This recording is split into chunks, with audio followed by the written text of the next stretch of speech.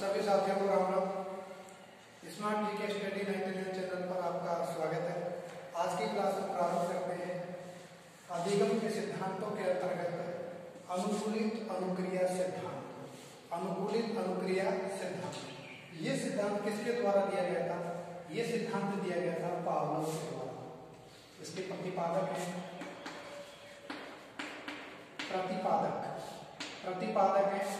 IP. Pavlov, Ivan Petrovich Pavlov. Ivan Petrovich Pavlov के द्वारा यह सिद्धांत दिया गया। ये कहाँ के थे?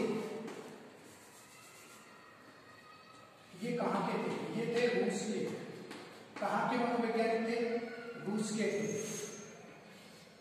प्रयोग किस पर किया? प्रयोग किया था कुत्ते के ऊपर। किसके ऊपर किया था? कुत्ते के ऊपर। कुत्ते पर प्रयोग किया था। कब किया था? सन 1904 ईस्वी में प्रयोग किया था। कुत्ते के ऊपर 1904 ईस्वी में प्रयोग किया था। ये कुत्ते पर भी किस पर किया? कुत्ते की लार के ऊपर किया था, क्योंकि कुत्ते को देखते ही सामने से रोटी दी, फिर बाद में घंटी बजाई और फिर रोटी दी, और फिर केवल घंटी बजाई रोटी दी नहीं। तो इस प्रकार से कुत्ते के मुंह में जो लार आई है उसके आधार पर इन्होंने ये प्रयोग किया है। तो पाचन क्रिया पर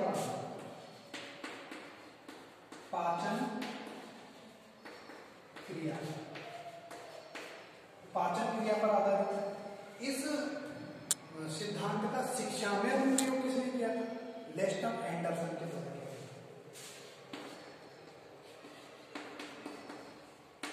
शिक्षा में अनुप्रयोग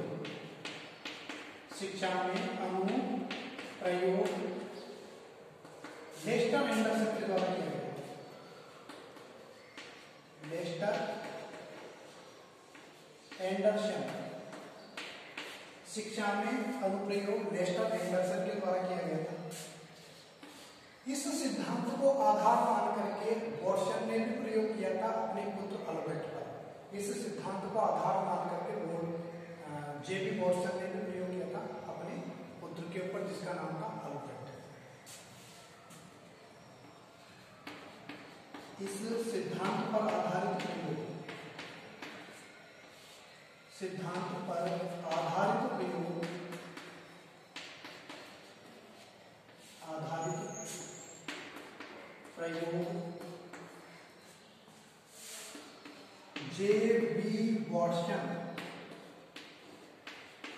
जेबी वॉटसन के द्वारा किया गया।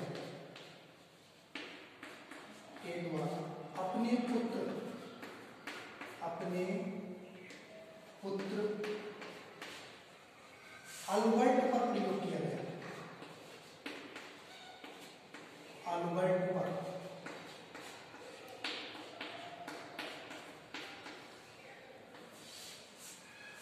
इस सिद्धांत को आधार मान करके वॉटसन ने अल्बर्ट पर प्रयोग किया था अपने पुत्र के ऊपर। अब बात करते हैं कि ये सिद्धांत कितने चरणों में किया गया था? प्रयोग जो किया था कितने चरणों में किया था? 3 चरणों में प्रयोग किया था। 3 चरणों में प्रयोग। 3 चरणों में प्रयोग किया था। प्रयोग कितने चरणों में किया था? 3 चरणों में। कौन कौन से हैं उनके बारे में पढ़ते हैं। देखिए, सबसे पहले अनुकूलन से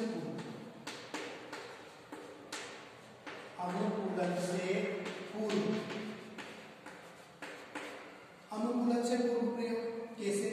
नंबर 1, इसने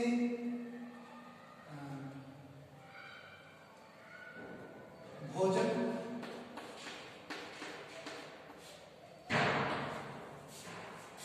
और फिर लार। कुत्ते को देखा, कुत्ते को जैसे सामने देखा तो घर में से रोटी निकाल के दी, कुत्ते के मुंह में लार आ गई। रोटी दिखाओ तो लार आएगी ना, तो भोजन और लार पहले प्रयोग में। अब इसमें अंग्रेजी में भी पूछा जाता है, क्या पूछा जाता है, हिंदी में भी पूछा जाता है, क्या पूछा जाता है बताइएगा। इंग्लिश में पूछा जाएगा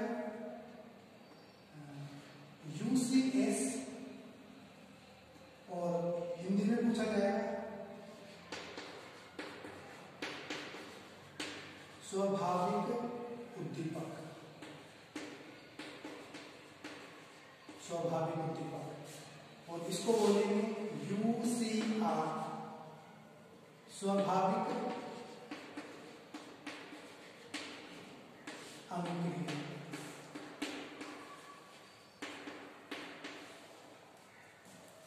UCS का मतलब होता है अनकंडीशनल स्टिमुलस, अनकंडीशनल स्टिमुलस। तो यहाँ पर स्टिमुलस क्या है? भोजन है। स्टिमुलस यानी उद्दीपक, स्टिमुलस यानी उद्दीपक। तो उद्दीपक क्या है? यहाँ पर भोजन। और ये स्वाभाविक क्यों है? क्योंकि मैं आपके सामने रसगुल्ले का डिब्बा, आपके मुंह में ला आएगी कि नहीं आएगी? यस सर, आएगी। तो ये फिर क्या है? रसगुल्ला, गुलाब जामुन, ये हमारे लिए उद्दीपक है। तो कुत्ते के लिए भोजन भी उद्दीपक है। तो ये स्वाभाविक हो गया, ठीक है, स्वाभाविक उद्दीपक। और लार आ गई UCR, भाई लार तो आनी है, भोजन दिखाई दे रहा तो लार आएगी, स्वाभाविक अनुक्रिया। फिर अपन बात करते हैं दूसरे चरण में। दूसरे चरण में अनुकूलन के दौरान, अनुकूलन के दौरान, अनुकूलन के दौरान, सेकंड चरण अनुकूलन के दौरान, जिसमें क्या किया? इसने घंटी बजाई, घंटी, उसके बाद में फिर रोटी मतलब भोजन, और फिर भोजन के बाद में फिर क्या लाए? लार। अब देखिए घंटी बजाई, घंटी बजाने के बाद में क्या लाया गया? भोजन लाया गया। भोजन को देख के लार आ गई। क्या घंटी से आई थी? क्या नहीं आई थी, घंटी से नहीं आई, लेकिन उसने ये सब 4-5 बार किया। अब जब 4-5 बार ऐसा करेंगे तो घंटी से लार आ जाएगी। तीसरे चरण में, तीसरे चरण में घंटी से लार आ जाएगी। अब ये क्या है यहाँ पर? CS, क्योंकि घंटी कंडीशनल स्टिमुलस, अस्वाभाविक उद्दीपक है।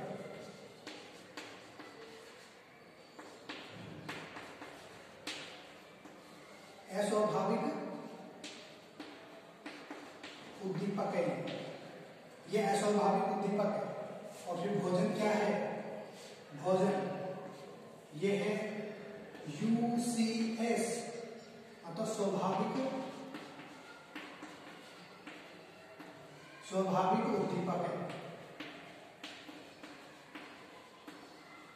स्वाभाविक उद्दीपक है। और लार क्या है? लार ये है UCR, UCR मतलब स्वाभाविक अनुक्रिया,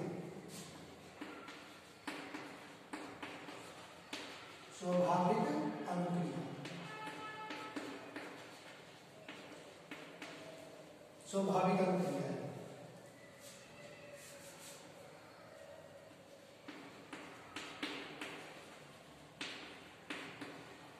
स्वाभाविक अनुक्रिया है।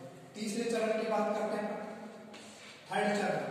थर्ड चरण में घंटी, और घंटी से आगे लार, घंटी से क्या आगे? लार। तो घंटी क्या है यहाँ पर? CS, लार क्या है यहाँ पर? CR, क्योंकि CS से आ गया ना, अस्वाभाविक उद्दीपक से आ गया। लार तो स्वाभाविक होती है, लेकिन आ किससे रही है? अस्वाभाविक से आ रही है, इसीलिए यहाँ पर ये क्या होती है? अस्वाभाविक। तो ये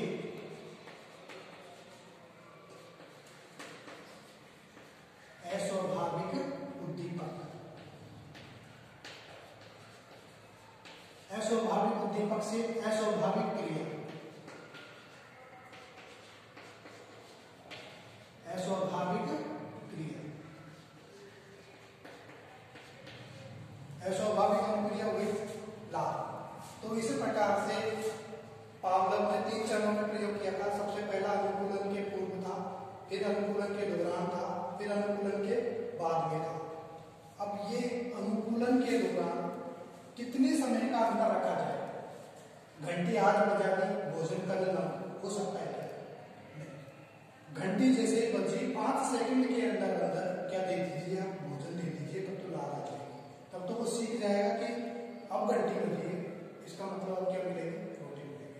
इस प्रयोग पर आधारित जैसे मान लीजिए कि आप गाड़ी चला रहे हैं, जैसे ही रेड सिग्नल आपको दिखता है आप गाड़ी रोक लेते हैं, जैसे ही ग्रीन दिखेगा आप गाड़ी चला देते हैं, चलाते हैं ना, भगा देते हैं, तो ये इसी पर आ जाएगा। यदि आपके दिमाग में ये सिग्नल नहीं हो, यदि इसकी जगह और कोई उद्दीपक रखा जाए तो क्या आप ऐसा करेंगे? हाँ, कर सकते हैं। जैसे मान लीजिए कि आज बत्ती नहीं है, आज क्या है बत्ती नहीं चल रही क्योंकि लाइट की वजह से प्रॉब्लम हो गई, कैसे मान लिया, तो आपको यदि मैं हरी झंडी दिखाऊं, लाल झंडी दिखाऊं, तो क्या आप रुकेंगे? बिल्कुल रुकेंगे। जैसा आपने ट्रैफिक के नियमों में देखा होगा कि ट्रैफिक पुलिस इंस्पेक्टर वो खड़ा हो जाता है और बाद में विसल बजाता है और फिर हाथ का इशारा देता है, आप रुकते ही चले जाते हैं। तो इसके समान यदि कोई दूसरा उद्दीपक हो तब भी वही की अनुक्रिया करेगा। समय कितना? 5 सेकंड का समय रहेगा, 5 सेकंड का समय। अब बात करते हैं अपन, इसने आईटी पावलोव ने कुछ शब्द दिए हैं इससे इस सिद्धांत से संबंधित, उनके बारे में चर्चा करते हैं। क्या दिए हैं? एक दिया है विलोपन, एक दिया है इसने सामान्यीकरण,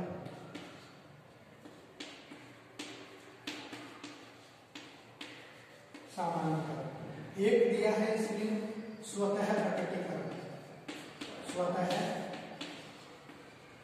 प्रकटीकरण, और एक दिया है इसमें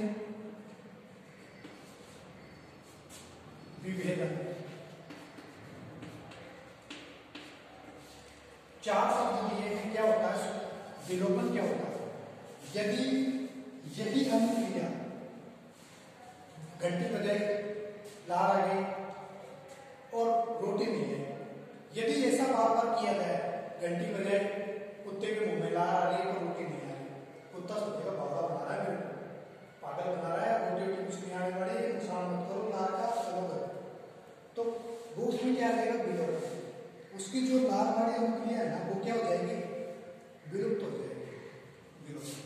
और स्वतः प्रकटीकरण, यदि ये सब 6 महीने बाद, साल भर बाद वापस किया जाए तो उसमें क्या आ जाएगा? स्वतः प्रकटीकरण, स्वतः प्रकट हो जाएगी ऐसी किसी अनुक्रिया। यदि मान लीजिए ये कई एक प्रयोग 6 महीने बाद दोबारा करवाते तो उसमें होगा कि नहीं होगा? सामान्यीकरण, एक स्थिति से यदि आप उसी के समान दूसरी स्थिति आपके सामने रखी जाए तो आप उससे भी प्रभावित होंगे, उससे भी आप क्या होंगे? प्रभावित होंगे। जैसे मान लीजिए कि आपने ये सब सीख रखा है, विसेल के माध्यम से आप कोई अनुक्रिया करते हैं, आपने सबने पीटी की होगी स्कूलों में, आपने गेम में भी भाग लिया होगा, खो के गेम में, जैसे विसिल बजती है, विसिल बजने पर एक बार बजेगी तो आप कौन सी अनुक्रिया करेंगे, 2 बार बजेगी तो कौन सी करेंगे? आप किससे अनुकूलित हुए? विसिल से। इसी प्रकार से विद्यालय के अंदर विसिल बजती है, आप ट्रेन की तरफ बढ़ते हैं या फिर स्कूल की तरफ, घर की तरफ बढ़ते हैं, वो आपने उस विसिल को कहाँ कहाँ प्रयोग कर रखा है? ये सामान्यीकरण, मतलब एक उद्दीपक से आप प्रभावित हैं, यदि उसी के जैसा दूसरा उद्दीपक आपके सामने रखा जाए तो आप उससे भी प्रभावित होंगे। विभेदन, यदि मान लीजिए ऐसा उद्दीपक है, यदि मैं दूसरा उद्दीपक लिया, कुत्ते के सामने घंटी बजाई थी और लार आई थी, यदि घंटी की जगह में बैंड बाजा बजा या डीजे बजवा तो क्या लार आएगी? क्या नहीं आएगी। इसका मतलब 2 उद्दीपक अलग अलग है तो उससे वह सहमत नहीं होगा, वो अनुक्रिया नहीं करेगा। यह विभेदन, दोनों में भेद समझ जाना। तो इस प्रकार आज हमने अधिगम के सिद्धांतों के अंतर्गत अनुकूलित अनुक्रिया सिद्धांत पढ़ा, जो कि पावलोव के द्वारा दिया गया था। इसके कुछ उपनाम भी हैं, उपनाम के बारे में चर्चा कर लेते हैं। उपनाम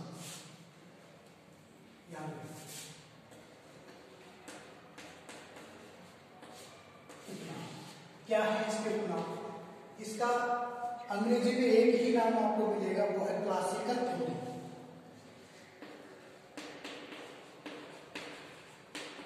क्लासिकल थ्योरी, क्लासिकल थ्योरी। दूसरा नाम क्या मिलेगा आपको हिंदी में? शास्त्रीय अनुबंधन। शास्त्रीय अनुबंधन।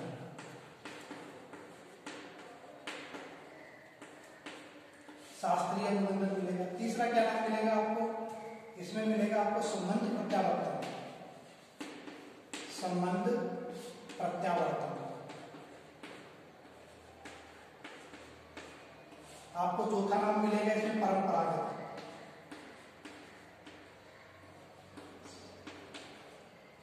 या प्राचीन। परंपरागत या प्राचीन अनुबंधन, ये आपको इसके उपनाम मिलेंगे। आपको मोस्टली ये ध्यान रखना है क्लासिकल, क्योंकि हिंदी में तो आपको ये नाम मिल सकते हैं, लेकिन अंग्रेजी में आपको एक ही नाम मिलने वाला है, क्लासिकल। इस सिद्धांत को समझने के लिए अंग्रेजी में इस शब्द को जरूर देखना है आपको, क्लासिकल। बात करते हैं कि इसका शिक्षा में कहाँ कहाँ अनुप्रयोग है। शिक्षा में अनुप्रयोग,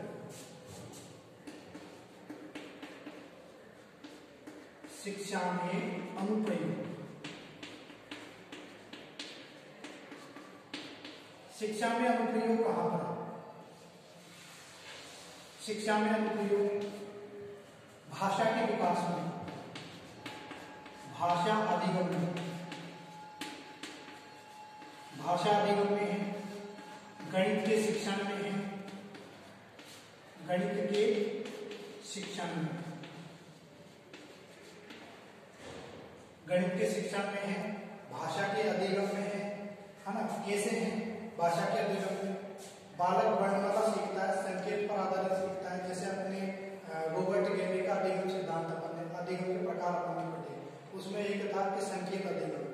संकेत अधिगम वर्णमाला सीखेगा। मान लीजिए कि आपके बच्चों को पढ़ाना चाहते हैं कैसे कबूतर, तो आप कबूतर का चित्र दिखाएंगे, कबूतर का चित्र दिखाएंगे और कै आप सिखाएंगे, तो उसके दिमाग में जो बना है वो क्या बना है? कबूतर बना है कि कै बना है? कबूतर बना है उसके दिमाग में, है ना? और कबूतर से उसने कै की आकृति सीखी है। कै कैसे बनेगा? कै, ये कै। अब इस कै को वह कबूतर देख करके समझ रहा है, कबूतर देख करके समझ रहा है। इसी प्रकार से गणित में टेबल बोलना है, पहाड़ काउंटिंग बोलना है, इसके अलावा सूत्रों में प्रयोग करना है। जैसे बाजार गया है, उसने गिनती सीख ली, गिनती सीख लिया, बाजार में गया कि माँ ने कहा कि 10 रुपए का सामान लिया और ये पकड़ 100 रुपए, तो कितने रुपए वापस आएंगे, कितने का सामान आएगा, ये काउंटिंग में शुरू आनी चाहिए, तो उसका प्रयोग कर रहा है। तो गणित के शिक्षण में, भाषा के अधिगम में इसका उपयोग किया जाता है ना? ये शिक्षा में अनुप्रयोग है। तो आज की क्लास में इतना ही, मिलेंगे अगली क्लास में। चैनल को सब्सक्राइब करें, वीडियो को लाइक करें, आपको वीडियो पसंद आई होगी। ये आप सोच रहे होंगे जैसा नाम है कि स्मार्ट जीके स्टडी 99, स्मार्ट क्या है? इसमें बोर्ड स्मार्ट नहीं है साथियों, बोर्ड स्मार्ट नहीं है। यहाँ कोई मार्कर पेन या डिजिटल बोर्ड का इस्तेमाल नहीं है। यहाँ पर कम टाइम में अच्छा मैटर जो आपको उपलब्ध हो रहा है, यही है स्मार्ट स्टडी। इसी को बोलते हैं स्मार्ट स्टडी। आपको पढ़ना क्या है? आपको पढ़ना है कि पावलोव ने अपना सिद्धांत कितने चरणों में दिया? 3 चरणों में। पहला चरण क्या है? अनुकूलन से पूर्व भोजन ला। दूसरा चरण घंटी भोजन ला। तीसरा चरण घंटी और ला। पढ़ना क्या है? विलोपन, सामान्यीकरण, स्वतः प्रकटीकरण, विभेदन। पढ़ना क्या है? शिक्षा में अनुप्रयोग, भाषा अधिगम में, गणित के शिक्षण में। पढ़ना क्या है आपको? ये पढ़ना है। ये आपको उपनाम देखेंगे, यही से क्वेश्चन पूछे जाते हैं और यही है स्मार्ट स्टडी। अब तक की वीडियो में आपने देखा कि 25 मिनट की वीडियो में आपको 5-5 घंटे का मैटर पढ़ाया जा रहा है। यही है स्मार्ट स्टडी। साथियों, चैनल पर अंत तक आप बने रहें। सेकंड ग्रेड शिक्षक भर्ती का फर्स्ट पेपर आपको कंप्लीट करवाया जाएगा। Thank you.